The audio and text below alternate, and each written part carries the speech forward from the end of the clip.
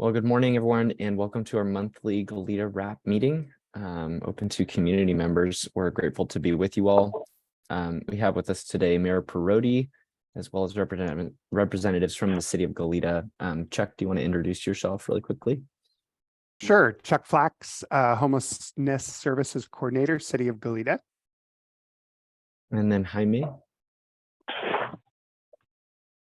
Oh, we can't hear you, Jaime. Trying to get a washer and a dryer. No, I just got rid of mine. Maybe we'll try Paul first. Yes, good morning. I'm Paul Medell, Public Works Manager for the City of Goleta. Great, thank you. And we'll come back to you, Jaime. So we do have a couple of general announcements before we get to discussing areas of concern. Why don't we start with Chuck talking about tomorrow's city council meeting? Yeah, so tomorrow is a special city council meeting. There's several interesting and important items on the agenda, but in regards to this particular group, there is a new ordinance that is being proposed by staff to address the issue of illegal camping, primarily in public open space. So that would include Elwood Mesa, it would include the parks, and it would include, at least currently includes our creek areas that are controlled and owned by the city of Goleta.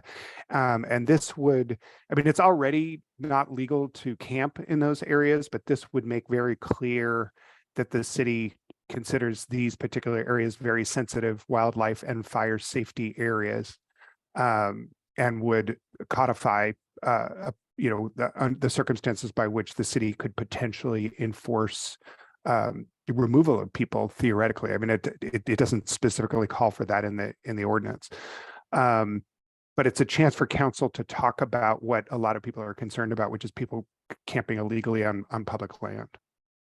Yeah, and the other thing I would just add, hopefully you can hear me now, but is making our rules and regulations compliant with the Martin v. Boise decision.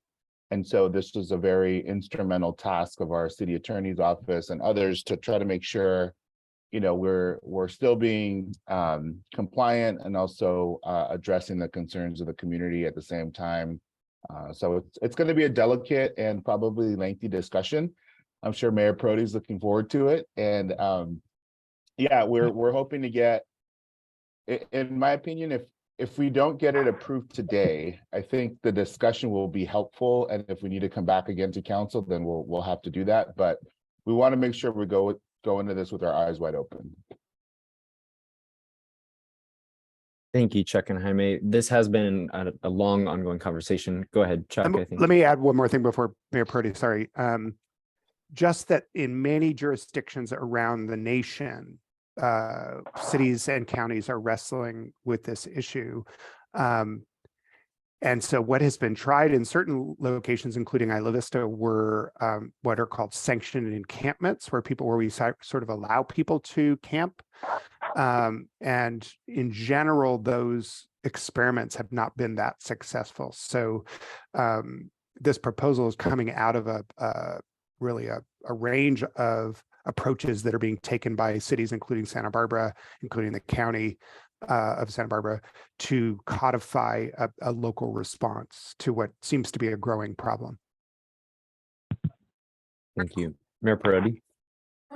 Yeah, thank you, Chuck, for that. And Jaime, I'll just say briefly, I'm glad it's going to come to the full council for discussion. It's come to the homelessness ad hoc or standing committee, and we struggled with some of it, and it will be a good discussion, and how to balance compassion, which I read in that report over and over, that word compassion, and yet be clear of the areas that are problematic for them as well as the community. So we'll have to see. I hope people will come and listen to what we have to say and get their questions answered and be part of this lively discussion. I'm sure it will be. Thank you. Thank you all. Are there any questions for Chuck or Jaime?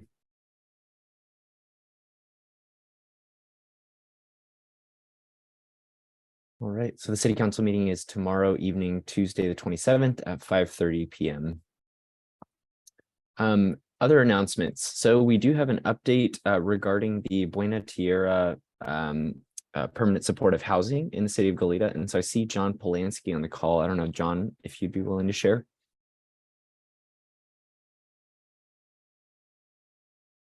Certainly. Let me go back on camera and unmute. Good morning, everyone. Yes, we have really good news. We're not having to wait on a switchgear. We were able to work things out with our electrical engineer. And so it looks like October will be the time where we'll actually be able to start housing folks. I'm guessing toward the end, although the only thing I've been given from our team is October. We have been having regular meetings, as Landon and many members of this group know, with the support service partners that we'll be having at Buena Tierra to move up that time frame for getting folks document ready and ready to go in. So we're really excited about that, really happy. And I believe, it's going to be a really good thing. We're really excited to be able to do this, and I'll entertain any questions. John, just for anyone who's totally new to this conversation, would you explain certainly. what Buena Tierra is? Okay, some people will probably remember the former Super 8 at the corner of Fairview and Hollister. The flag, the Super 8 flag, has been down now for a few months. And the naming occurred Buena Tierra, which we thought was really appropriate for the city of Goleta, the good land. And so it's conversion of what had been 65 kind of traditional motel units with a small leasing office space and a small breakfast room into 60 permanent supportive housing units. With 5 of the units converted to support service space, a little communal meeting area, community room. And so some of our partners is actually, we have Cottage Hospital with their recuperative care program. Will be housing up to 8 recuperative care graduates, as we call them, as actually Cottage calls them, and we call them now. And then we also have a transition age youth that will be served in a number of the units. We'll be serving both chronically homeless individuals as well as individuals at risk of homelessness. And from the support service partners we have, and working with the County Housing and Community Development Department, we'll be really focused on folks that already identify the Goleta Valley as the area in which they feel comfortable and wish to stay. And so we are working really closely now, and we'll be starting to receive referrals very shortly. John, any questions for John?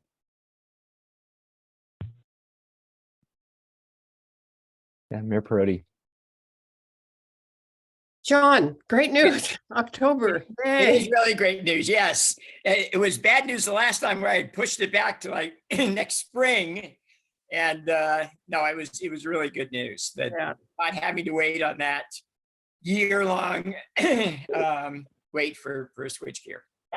And if anybody wants to know more about switchgears, I have learned a lot more than I ever thought I would need to know. And I don't have to have you look in your backyard for a switchgear anymore.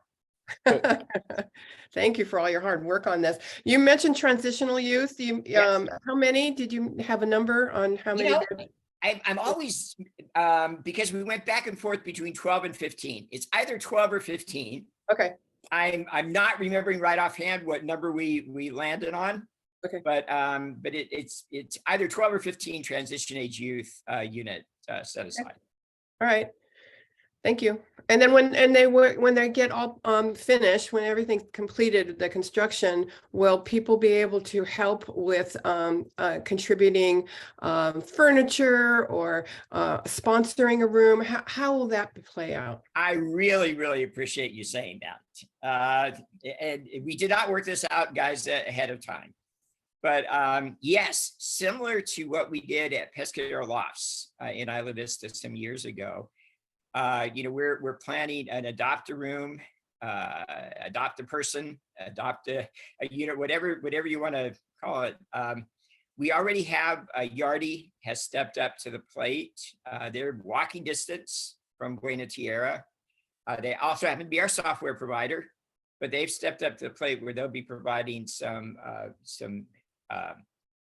grocery cards and some other things that we'll be providing basic furniture for individuals because we know they only have basically what they can carry, and very few folks coming out of homelessness have any real furniture. But there are a lot of personal items, stocking the mini fridge and things like that, yes, we will definitely be asking for more community support beyond what Yardi has already committed to. One of the neat things that we did at Pescadero Lofts, and I'm really working to try to get that going, was that kind of adopt a room where individuals that went in, what they saw was a very personalized basket with maybe a little bit of cookware, some dish towels, some bath towels, hand towels, and that type of thing, with a note from the individuals or the organization that had adopted that particular room. And then we recognized the folks that contributed with a plaque that actually has been really meaningful to the residents at Pescadero Lofts. There have been times where I've gone over there and they just point to that plaque as every time it reminds them of how people they didn't even know and they may never meet cared enough that they would have a safe, comfortable place to call home, that they went to the trouble of donating, and so it really does mean a lot to the individuals. So thank you very much for saying that. Yes, more to come. We're moving everything up with the new October date. But yes, I'll definitely be asking for everyone on this Zoom and others' help in getting that going. Really appreciate that. If we can help with the city, get the word out too, let us know. We'll be in touch with you. Will do. Thanks, Thank John. you very much. Any other questions for John?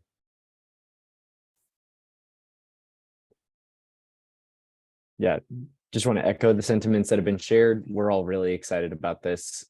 Also, just that in the city of Santa Barbara, there's the Veracruz Village apartments will be opening up this year as well. So in South Santa Barbara County, we're looking at close to 100 units just within 2023, which is huge. This means up to around 100 people that will be able to exit homelessness permanently, in addition to the transitional housing at La Posada. So there's a whole lot of good going on in our region. Go ahead, Chuck. Thank you, muted, Chuck.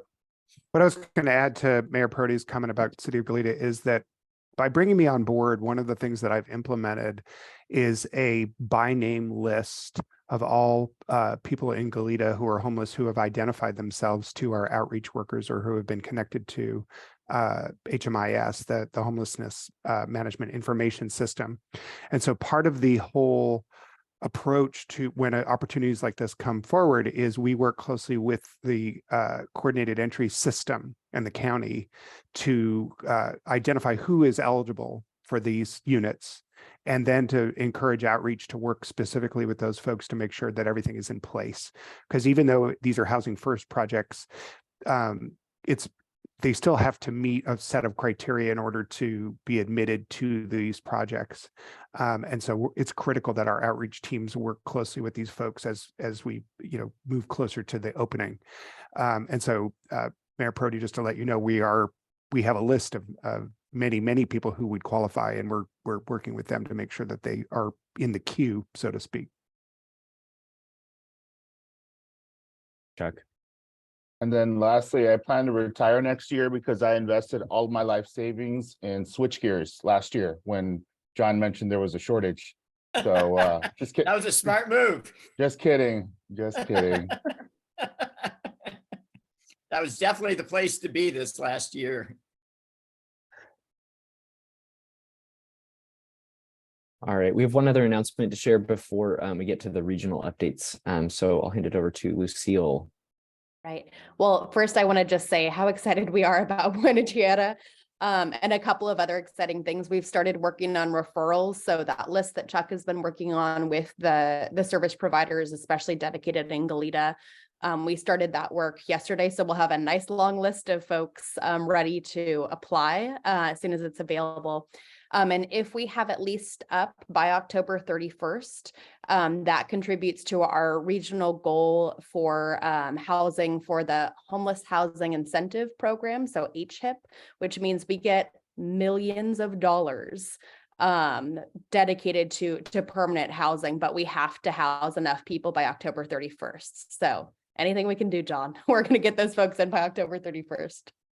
But what I really wanted to announce today was what I have been saying we'd hope to hear since February. We applied for the California Encampment Resolution Fund grant for the second round. And this application was dedicated to waterways throughout our county, so riverbeds, creeks, and beaches. And we were awarded the full funding ask. So there were 53 applicants. We just were with the assistant secretary on Thursday, and she said there were 53 applicants and 23 awards. So that's how competitive it was. So with the $6 million, that included about $2.5 million for a specialized outreach team. So we know we have outreach teams already out in riverbeds and creeks and beaches, but this would include clinicians, substance use disorder specialists, so folks to do that field work and work on medical coordination needs as well. It's also $2.5 million to support our interim housing projects, about $500,000 or exactly $500,000, 500,000 for flexible funds for to support permanent housing. So whether that's supporting rapid rehousing, security deposits, landlord incentives, any of that, and then additional funding for system coordination and support. The state initially said that they would be letting us know in April. So it's obviously a couple months later than that. But the statute that funded this funding source outlined that half of the funding has to be spent by June 30th, 2024. So that means we still have to spend, even though they told us 2 months late, we still have to spend $3 million by June 30th of 2024. So we have a very short turnaround time to release a notice of funding availability and get the funding out and get the teams up and running. So we sent out an email to all of the city managers on Friday night, just asking them to designate somebody to serve on a rank and review panel. I'm kind of guessing that'll be Chuck from Goleta, but we were sending it to a couple of city managers, so we had to do that kind of across the board. So I'll be sending out the NOFA draft, the notice of funding availability draft, to those rank and review folks. I think tomorrow or Wednesday, so they can review it a little bit, give us any feedback. We want to make sure that all of the communities are engaged and that we're asking the right questions in the application. We'll put the NOFA out probably at the end of next week. And it'll be, again, very short turnaround time. So applicants will have probably about 2 weeks to complete the application. It'll be reviewed and it'll go to the Board of Supervisors they only have one meeting in August. So it'll go to the Board of Supervisors then, and the outreach team should be beginning in end of August, beginning of September. So that's a lot to happen in a very short period of time over summer vacations and breaks. So just want to be clear that it really is the statute that's requiring us to spend this funding in exactly a year. So a lot is going to happen very quickly, but we are very excited that we were awarded the full funding amount. Questions? I know that's a lot.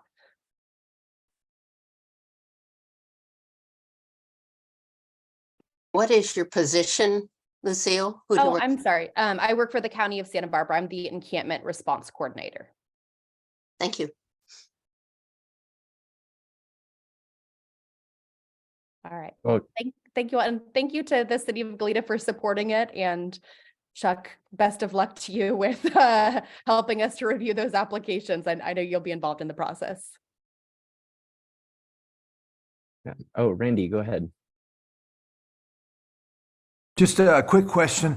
What's the division or department in the state that you applied to, you work with regard to housing for homeless?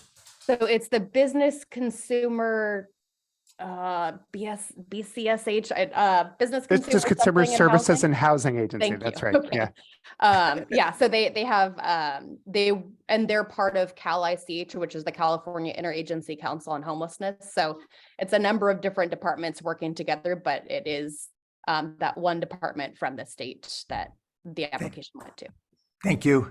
The governor created this new kind of bureaucracy to funnel the literally hundreds of millions of dollars that he's invested in trying to end homelessness. So and they've really been beefing up their capacity. Yeah. Congratulations, Lucille, and to the whole county team. And we are very excited for all the resources this brings to us. So with that, let's do some regional updates. So why don't we start with our outreach providers with CityNet, if you wouldn't mind sharing your work in the city of Goleta over the last month.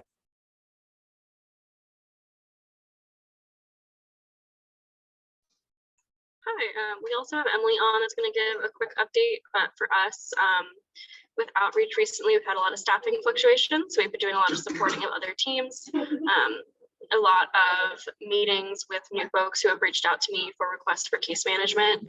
A lot of you are probably familiar with some folks that we've gotten a lot of also like city service requests for recently. So a lot of building rapport with those folks. We were back in San Jose Creek last week. But I will let Emily, if she's on, give just a quick update for our outreach team. Yeah, hey guys, it's good to be here. My name is Emily Koval. For those I don't know, I'm the Program Development Director and I help oversee Santa Barbara County. I'm filling in for Al today, and in terms of our outreach for Goleta, we're going to be doing a staffing shift. So Ms. Brooke is going to move over to the HACSB contract and do some retention. And in the interim, we're going to have one of our SURF outreach workers, Saul primarily, and then a few others, Christina from PLHA, come and serve on that outreach opening until we have that new position filled. So if there's any questions or comments about that, you can direct them to me. My email is emily@citynet.org, and we can chat offline about it. But we're fully confident that we'll be able to fill this spot quickly. So yeah. Emily, if you have a job description to share as well, that'd be great to get that out to us. Sure. And then why don't we hear from Good Samaritan? I see Fernando and Todd on the call. Good morning. This is Todd with Good Samaritan Shelter Outreach. Just a quick update on the entrance to Elwood, the individual that was staying that we spoke about 2 weeks ago. We did reach out and connect with that individual.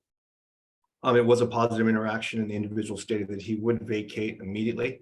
I did offer service, which he declined. I did follow up, and the encampment has been abandoned. There is a substantial amount of debris that was left behind. It has been updated in Fulcrum. We also made several site visits out in the Elwood area that have all been updated in Fulcrum. We were able to get one individual from the IV area into shelter. I think for the month, that would be 5. Let's see. And for the entire month, we were able to intake 15 new ARPA clients.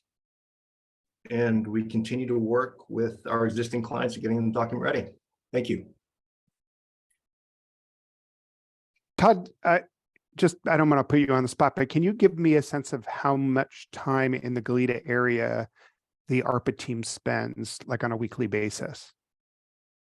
That's hard to say, Chuck. I would say we divide it between, because we do Carpinteria, we do Santa Barbara, we do Goleta, we do IV. So I think it's spread pretty evenly, but some weeks are really, it depends on the need. A lot of time has been spent in IV. And if Lucille requests us to go out to Elwood, we will go out there and do whatever it takes and update. So it's situational, but for the most part, it's evenly displaced throughout the week. And I'll add in, Chuck. So we recently did an analysis for the city of Santa Barbara on where the resources are going throughout the county, city specific, because as the county and continuum of care, we look at it as regions, so south, mid, and north. But we were asked to drill down to city specific. So we can do that for Goleta. It took us about 2 months to go through every single project and every single client. But we're happy to do that too if you want more specifics about enrollments and activities.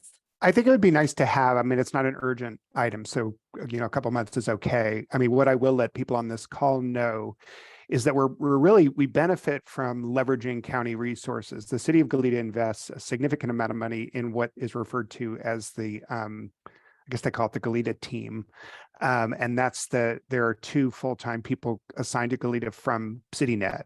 But then Lucille's funding, and she now has the previous SURF funding and then the future SURF funding funds. It's a little confusing because it's another team from CityNet called the SURF team. And then there's the ARPA team, which is funded out of old ARPA money, the old COVID money. You know, that's what the terminology means, but essentially we have 3 different teams of outreach workers that are coming through Goleta on a regular basis, including the 2 full-time staff that are assigned to Goleta. So, I mean, in general, we're thrilled to have as much coverage as we are getting. And it's actually more than 3 teams. That would be also includes like New Beginnings, Safe Parking Outreach, the county's of course. multidisciplinary team, youth That's and family right. services. So The there are about a dozen co-response outreach teams. team. Yeah. Yeah. Behavioral wellness. No, it's true. There's lots and lots of professionals out on the streets. Hey, Chuck, this is Anais, and I just wanted to reiterate what Todd was saying. We do cover the entire region of the CARP, Santa Barbara, Ivy, and Goleta, and we try to make sure that we evenly do outreach to all of those areas. Although sometimes those do fluctuate depending on what the needs of our clients are, but we're pretty even. So overall.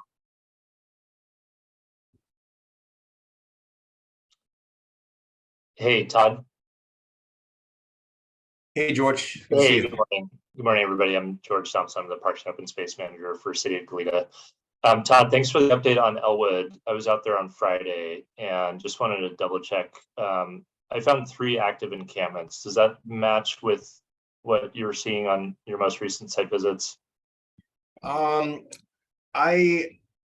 not quite sure where they were located, but all the pins that are on Fulcrum, I'm not sure if you have access to Fulcrum, but I checked every pin on Fulcrum, and I believe there is 3, and that's all of the Elwood area. That's the complete spectrum of Elwood.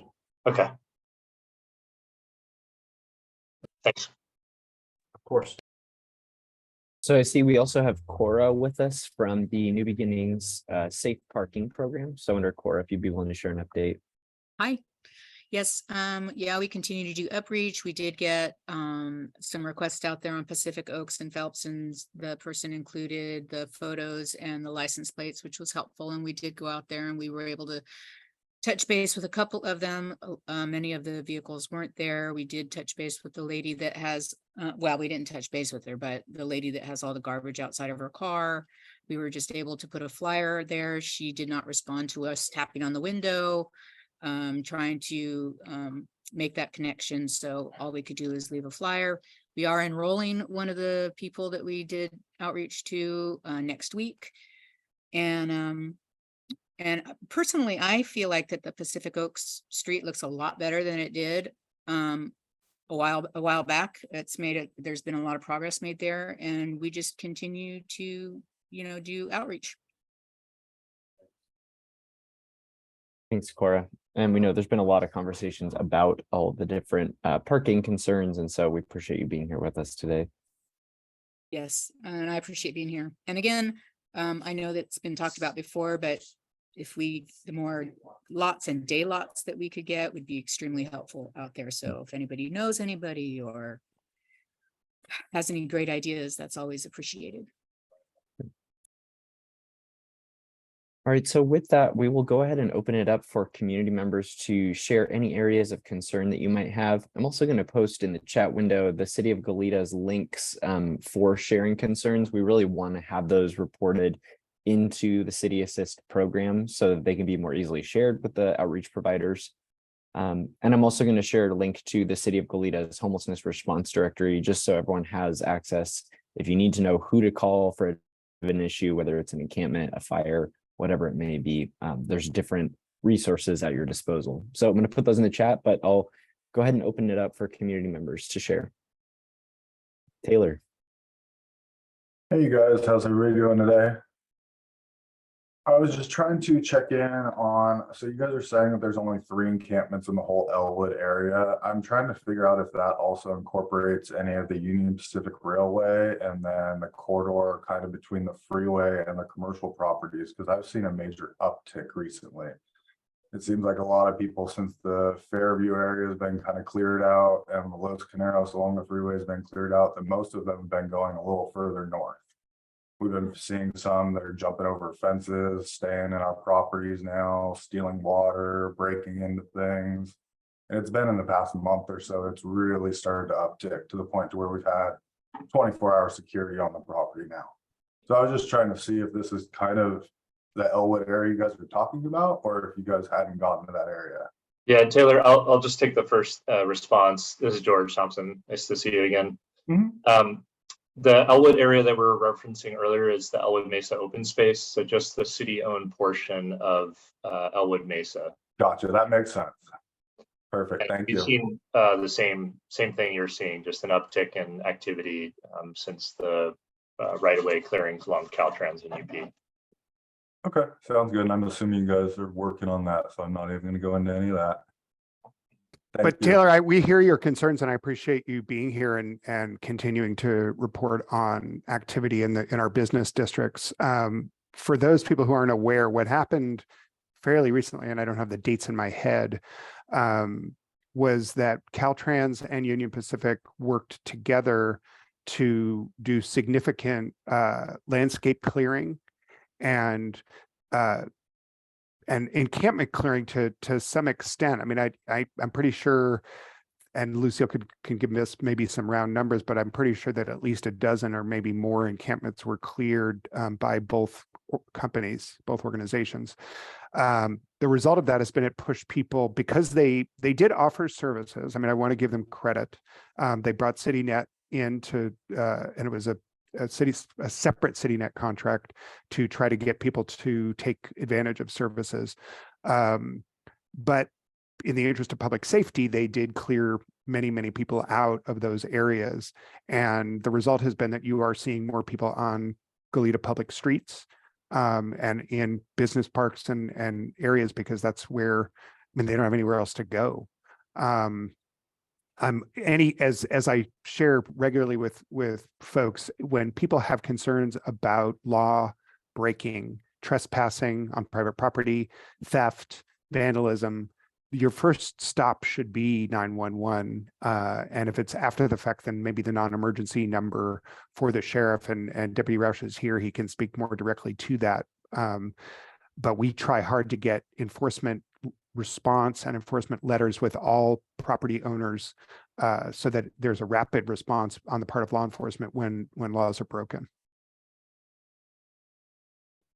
Thank you, Chuck. I appreciate that.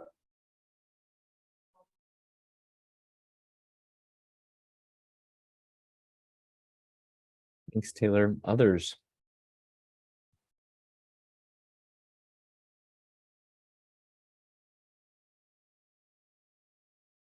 I can report on something that I think was important in regards to this community engagement. We had a meeting several Tuesdays ago, or maybe only a week or so ago, with the La Goleta condominium homeowners. It wasn't an official meeting of the homeowners association there, and there are 2 homeowners associations. This is a condominium complex that's on the end of Dearborn, where it runs into Armidos on the east side of the creek area. And I was actually surprised. I mean, I was aware that there were people in the creek area. I was not aware of the degree that you had a fairly large structure, right, essentially almost up against the La Goleta property, even though it's on private property. And it's actually on what people refer to as Hanson's aggregate, but it's actually owned by Martin Marietta, which is a multinational company. It's a cement factory. And there have been people living on and off in that area. It's a fairly large parcel that goes down into the creek for years. And periodically it's cleared because it is private property. And so what's happening now is Deputy Roush, I believe, I don't want to, tip your hand too much, but Deputy Roush is engaged in an enforcement action on that property, really in response to the La Goleta residents. So I just want to let the reason why I'm sharing this is that people should understand that we do make a strong distinction about private property versus public property. And we want to make clear to property owners that they have rights and in fact, perhaps responsibility for the public safety in reporting these issues. And Mayor Prodi and Councilman Kiriakou, we did receive public comment, which you'll see in our staff reporting from that group, from the La Goleta group. They wrote a long response to the proposed ordinance.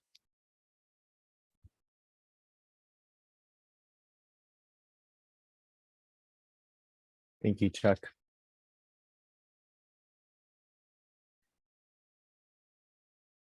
Any others? This is a great opportunity. You've got pretty much everyone related to homelessness in the city of Goleta on this call. Go ahead, Randy. Hi, thank you. I guess first is just sort of a note. There's an article in the New York Times today called "He Was Handcuffed and Hospitalized, Now He's on Track for Housing." And Mayor Adams there is, I guess, fast-tracked a program that takes the definition that sort of hamstrings everybody in terms of providing care and brings up the question of what some people think is coercive actions. But and what they're talking about is a basic needs standard. So even if someone's not a threat to themselves or others, there is a basic needs that is being ignored or obstructed because of drug addiction, alcoholism, mental health issues.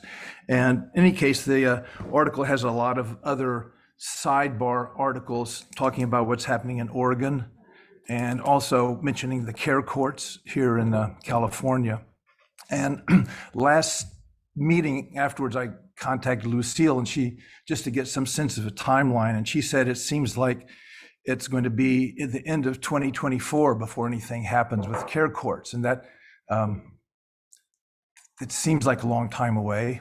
I'm just wondering if that's sort of what you think is standard or par for the course, or is there anything that individuals could do to write to or contact people to promote moving things along a little more quickly? Or it seems like, I mean, Newsom seems to be a stalwart supporter of, on the same page as most of us in terms of trying to advance,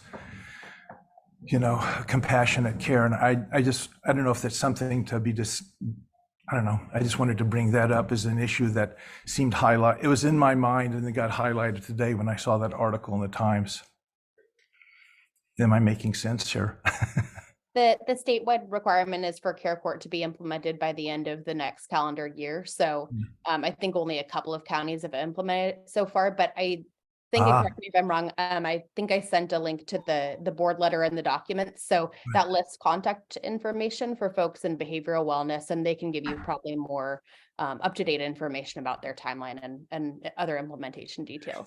Oh, so it's sort of up to the county to do it before the end of next year. It's like they can do it, they can start it as soon as they feel like they can start it. There's a lot has to happen for it to actually be implemented. So they do have a timeline. I haven't seen it recently. So there are a lot of things that have to happen before it's actually up and running. So it may be earlier than that, but that's the requirement across the state. And in our county, is that something that a lot of people are supportive of, the idea of the care courts, or has there been opposition in terms of, privacy and rights? It's been fairly controversial as legislation when it was initially proposed and still. But it did pass, and so now But it is it's an in enacted, motion. yeah, it's enacted legislation. Okay, all right, thank you. Thank you. Another wrinkle I want to add to that is SB 43, which does seem to be sort of on track to hit the governor's desk, would redefine what we call 5150. When someone is, the only way you can force someone into assessment or custody is if they're a danger to themselves or others. And I know that I've responded to a lot of concerns from residents of Goleta about a handful of people who do seem to be very ill. And unfortunately, our co-response teams and behavioral wellness staff are monitoring these folks, but they can't do a whole lot unless they present a real danger to themselves or others. What SB 43 does is it modifies it to include evidence of real mental health distress. And so what we may see if and when this passes, I suspect it will pass, is that there may be some loosening, at least to allow people to be picked up and assessed. And I personally believe, I'm not speaking for Goleta here, but I personally believe that this may be a real benefit, a tool that law enforcement and mental health practitioners can use. I also understood that 43 would add other substance abuse disorders besides alcoholism, and also what it said is inability to look out for one's safety in medical care. Yes. So that could open a lot of doors to what I think is compassionate treatment. care. Yeah, that's right. Yeah. Thanks, Chuck. Yeah, thanks for bringing that up, Randy. I did put a link about care courts for anyone who's not up to speed on this in the chat window, but just we all realize that behavioral health is at crisis levels, and especially for our populations experiencing homelessness. And so this is not a new issue, but it certainly is more of an issue than ever before. So this is something we're all taking very seriously across the county.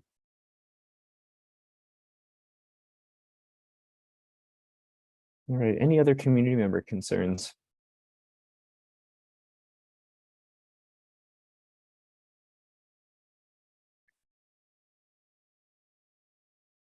So seeing none, maybe I'll open it up to anyone from city staff or our outreach providers if there's any areas of concern that you'd like to discuss while we're together.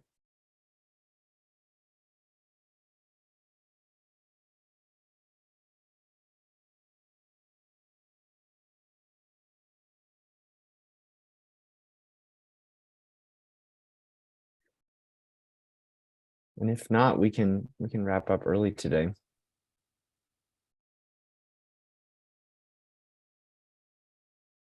Go ahead, Mayor Prodi. I just want to say that this is a perfect time for anybody that really has anything they want to say or any question in or a safe, unjudgmental forum.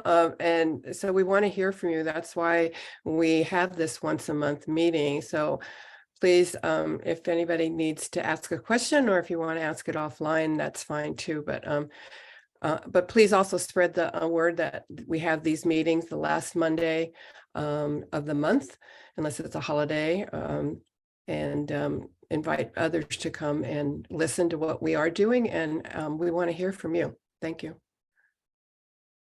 What is the number that someone like a homeless person calls if they want the first line to get help and get referred to someone that could help with their particular problem? There are a few various lines, so either phone call or going in person. So I'll put that information in the chat right now.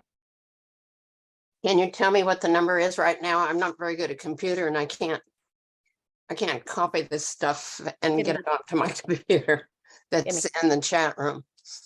Yep, give me just a minute to pull it up. Lucille, do you want the access line? Access line, I think. Oh, I'm sorry, access line. Okay, I don't have that memorized or on this. I have the access line if you're ready. Okay, got it. Ready. It is 888 868 1649. 8 16 49. That's not a phone number. Oh, I try it again. Yeah, we'll try again. 888. 888. Yep.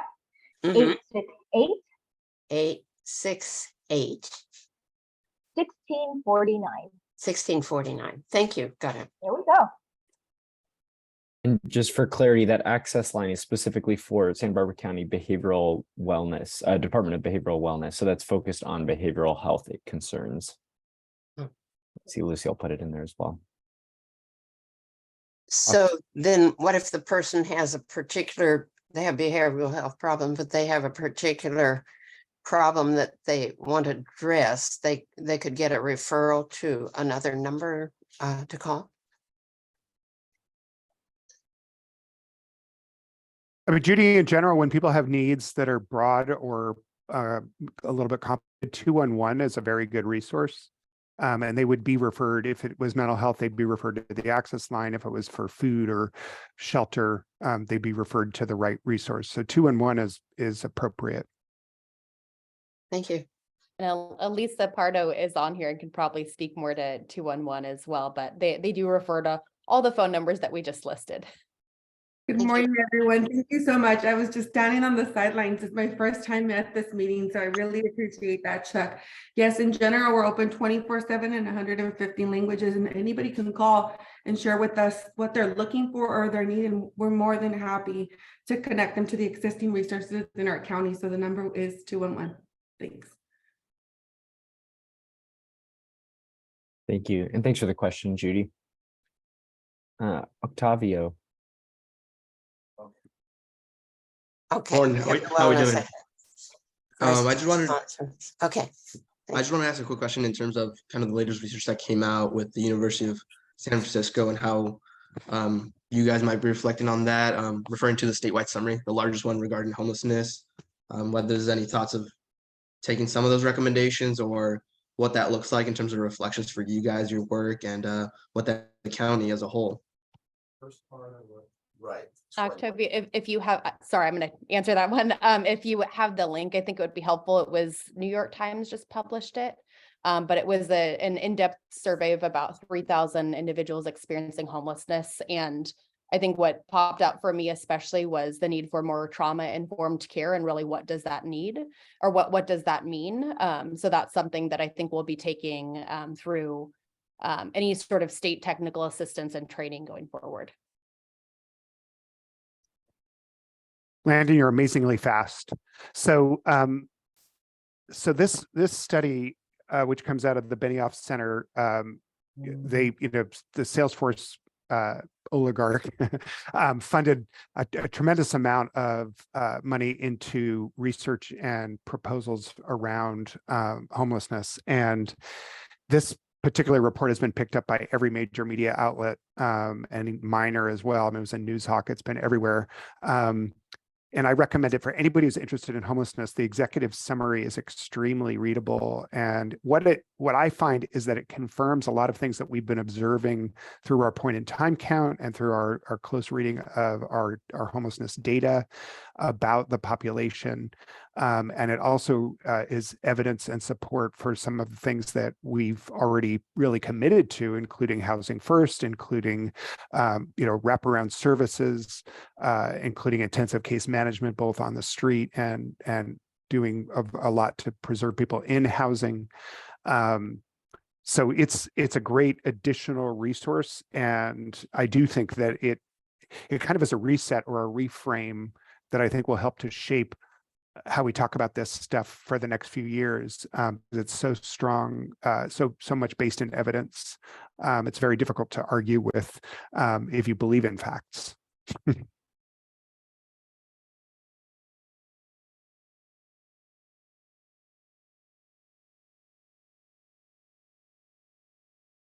Well, seeing no one else with their hand raised, I think we'll wrap up today. But I do just want to say thanks, everyone. I appreciate how much we were able to talk about the big picture here. I'm glad that we had this opportunity to talk about the specifics of the city of Goleta, but I appreciate how much concern there is within the community about this issue on a whole. So our next meeting for the community of Goleta will be on Monday, July 24th at 9 a.m. So we hope you can join us then. We'll send out a save the date as that gets closer. But with that, we'll go ahead and let you go a little early. Thanks, everyone. Thank you. Thank you, everyone. Thank you. Happy Monday. Happy Monday.